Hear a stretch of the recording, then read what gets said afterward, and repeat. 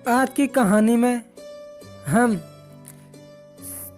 मेरे सबसे favourite actor Mahabharat के हैं, जो कि श्री कृष्ण, और हमारे सबसे प्रिय कर्ण की दोनों की बात करना चाहते हैं कि मरते समय कर्ण ने श्री कृष्ण से क्या पूछा और उन्होंने क्या जवाब दिया। कर्ण ने कृष्ण से पूछा, मेरा जन्म होते ही मेरी माँ ने मुझे त्याग दिया, क्या अवैध संतान होना मेरा दोष था? द्रोणाचार्य ने मुझे सिखाया नहीं क्योंकि मैं क्षत्रिय पुत्र न था। परशुराम जी ने मुझे सिखाया तो सही, परंतु श्राप दे दिया कि जिस वक्त मुझे उस विद्या की सर्वाधिक आवश्यकता होगी मुझे उसका विस्मरण होगा, क्योंकि उनके अनुसार मैं क्षत्रिय न था। केवल संयोगवश एक गाय को मेरा बाण लगा और उसके स्वामी ने मुझे श्राप दिया, जबकि मेरा कोई दोष न था। द्रौपदी स्वयंवर में मेरा अपमान किया गया। माता कुंती ने मुझे आखिर में मेरा रहस्य बताया तो अपने बेटों की जान बचाने के लिए। जो भी मुझे प्राप्त हुआ है दुर्योधन से हुआ है, तो अगर मैं उसकी तरफ से लड़ूं तो मैं गलत कहाँ हूँ?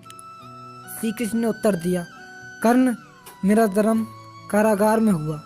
जन्म से पहले ही मृत्यु मेरी प्रतीक्षा की घात लगाया थी। जिस रात मेरा जन्म हुआ उसी रात माता पिता से दूर किया गया। तुम्हारा बचपन अड़ेक, रथ, घोड़े, धनुष और बाणों के बीच उनकी ध्वनि सुनते बीता। मुझे ग्वालों की गौशाला मिली, गोबर मिला और खड़ा होकर चल भी पाया। उससे पहले कई प्राणघातक हमले झेलने पड़े। कोई सेना नहीं, कोई शिक्षा नहीं, लोगों से ताने ही मिले कि उनकी समस्याओं का कारण मैं हूँ। तुम्हारे गुरु जब तुम्हारे शौर्य की तारीफ कर रहे थे, मुझे उस उम्र में कोई शिक्षा भी नहीं मिली थी। जब मैं 16 वर्ष का हुआ तब कहीं जाकर ऋषि संदीपनी के गुरुकुल पहुंचा। तुम अपनी पसंद की कन्या से विवाह कर सके। जिस कन्या से मैंने प्रेम किया वो मुझे नहीं मिली और उससे विवाह करने पड़े जिनसे मेरी चाहत थी या जिनको मैंने राक्षसों से बचाया था। मेरे पूरे समाज को यमुना के किनारे से हटाकर एक दूर समुद्र के किनारे बसाना पड़ा। उन्हें जरासंध से बचाने के लिए रण से पलायन करने के कारण मुझे भीरू कहा गया, रणछोड़ कहा गया।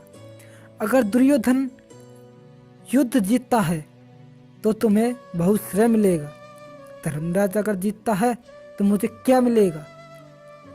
मुझे केवल और केवल युद्ध से निर्माण हुई समस्याओं के लिए दोष दिया जाएगा। एक बात का स्मरण रहे कर्ण, हर किसी को जिंदगी चुनौतियां देती है। जिंदगी किसी के साथ न्याय नहीं करती। दुर्योधन ने अन्याय का सामना किया है तो युधिष्ठिर ने भी अन्याय भुगता है। कहीं ना कहीं युधिष्ठिर भी को अन्याय भुगतना पड़ा था। लेकिन सत्य धर्म क्या है यह तुम जानते हो। कोई बात नहीं, अगर कितना ही अपमान हो, जो हमारा अधिकार है वो हमें ना मिल पाए, महत्व इस बात का है कि तुम उस समय उस संकट का सामना कैसे करते हो। रोना धोना बंद करो कर्ण।